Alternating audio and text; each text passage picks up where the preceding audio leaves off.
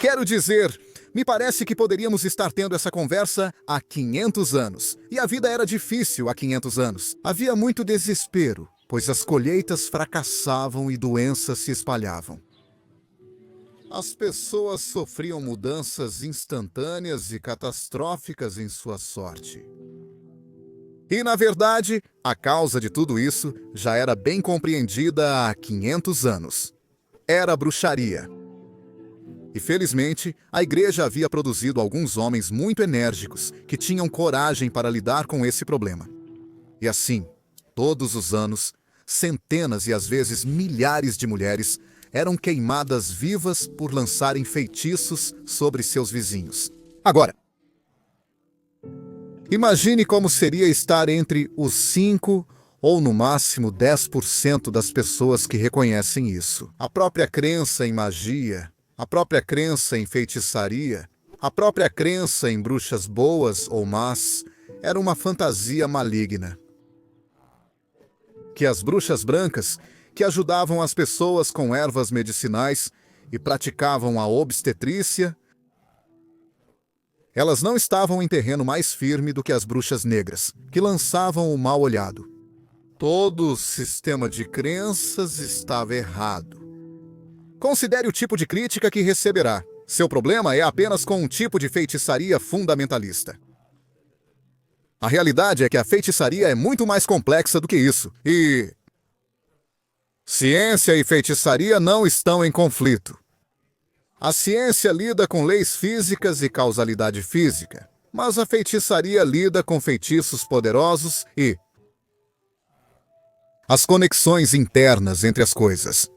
Essa ideia de que, de alguma forma, não deveríamos questionar essas ideias claramente ruins, por medo de ofender as pessoas, por medo de ignorar o desespero delas, por medo de não criticar outros problemas no mundo.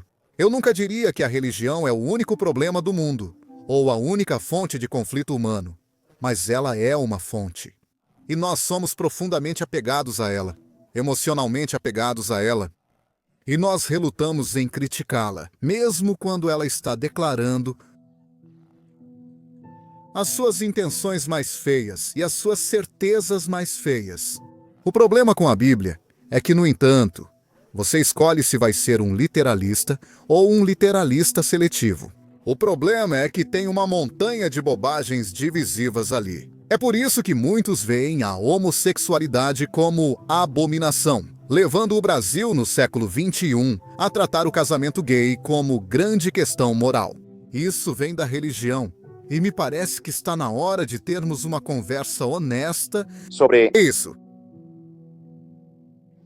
Não é sem suas alegrias. Quero dizer, há uma escrita muito boa ali. E há um certo barbarismo assustador ali. Isso é defendido não como alegoria, mas como prescrições de como viver. E acho que isso é inegável. Muitas dessas prescrições já perderam sua validade. A Bíblia, em geral, orienta a manter escravos e ensina como fazê-lo. Agora, isso é um constrangimento. Eu diria um constrangimento bastante fatal para qualquer um que afirme que a Bíblia é o melhor livro de sabedoria moral que a humanidade já teve. Não é o melhor livro porque erra na questão da escravidão. E a escravidão é talvez o problema moral mais fácil e um dos mais importantes que já tivemos que enfrentar como civilização. Mas o ponto básico aqui, para mim, que é tão perturbador, é que existe essa afirmação feita pela maioria das pessoas religiosas. Na maioria das vezes, um dos livros deles não é um livro comum. Um dos livros deles é um livro mágico. Parece que se acredita que o conteúdo da Bíblia ou o conteúdo do Alcorão são tão impecáveis, tão premonitórios em relação às nossas necessidades como espécie, que não poderiam ter sido escritos por seres humanos. Isso é claramente absurdo. Quando você lê os livros, eu só comparo por um momento. Outro projeto humano, Isaac Newton, entrou em isolamento no ano de 1665 para escapar da peste. Ele passou 18 meses trabalhando no seu sótão, e ao final desse período ele havia inventado o cálculo, havia criado o campo da óptica, havia descoberto a lei universal da gravitação e as leis do movimento. E ele apresentou isso. E cientistas de praticamente todas as áreas concordam que esse é, provavelmente, o uso mais impressionante da inteligência humana em toda a história da inteligência humana. E ainda assim, ninguém, nem por um momento, sente-se tentado a acreditar que Deus precisou ajudá-lo com isso. Isso não foi feito sob a inspiração do Espírito Santo. Na verdade, sabemos que Newton era um homem completamente desagradável, megalomaníaco e neurótico, e já superamos suas ideias em certo grau significativo. Foram necessários 200 anos de engenhosidade contínua de algumas das pessoas mais inteligentes para alcançar isso. Sempre digo que poderíamos melhorar a Bíblia em 5 segundos. E isso é problemático para a afirmação de que ela é o melhor livro, realmente, sobre qualquer assunto.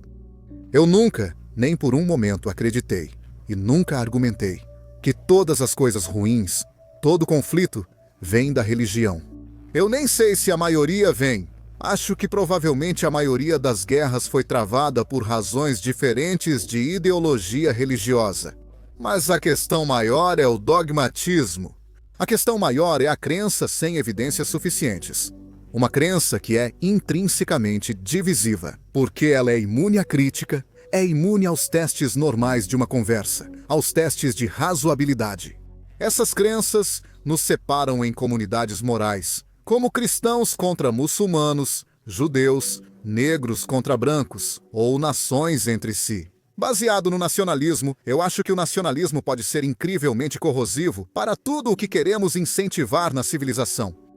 O dogmatismo e a ideologia imunes à crítica são um problema. O problema, no entanto, é que só na religião colocamos uma camada de santidade sobre o dogmatismo e chamamos isso de fé. Chame assim, e uma vez chamado de fé, isso se torna uma parte aparentemente necessária, redentora e preciosa da experiência humana. Eu não acho que seja, e acredito que podemos ter nossa ética e nossa experiência espiritual, até nos tornarmos místicos, sem jamais presumir algo com base em evidências insuficientes, e sem jamais mentir para nós mesmos ou para outros seres humanos sobre o que sabemos ser verdade. Uma das minhas maiores preocupações. Critico o Islã. Uma das primeiras coisas que digo é que ninguém está sofrendo sob o Islã, mais do que os muçulmanos, quero dizer. E certamente ninguém está sofrendo mais do que as mulheres muçulmanas. E então, para ofuscar, chamar de racista, criticar essa fé que tem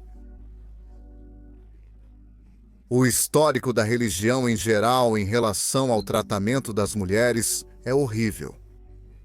Os grandes gênios da tradição abraâmica refletiram sobre o enigma da feminilidade e nos deram esse culto à virgindade que forçou casamentos.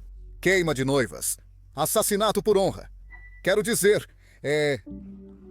o fato de que alguém como Ayaan Hirsi Ali, uma mulher somali, que se tornou parlamentar holandesa e agora é, sem dúvida, uma das pessoas mais caçadas deste planeta. Por causa de suas críticas ao Islã, a ideia de que ela tem que lidar com uma crítica multiculturalista sobre sua insensibilidade ao Islã. E essa é uma mulher que foi circuncidada, é um eufemismo para isso.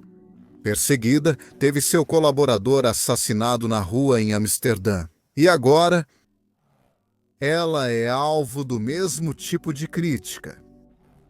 Isso é obscurantismo.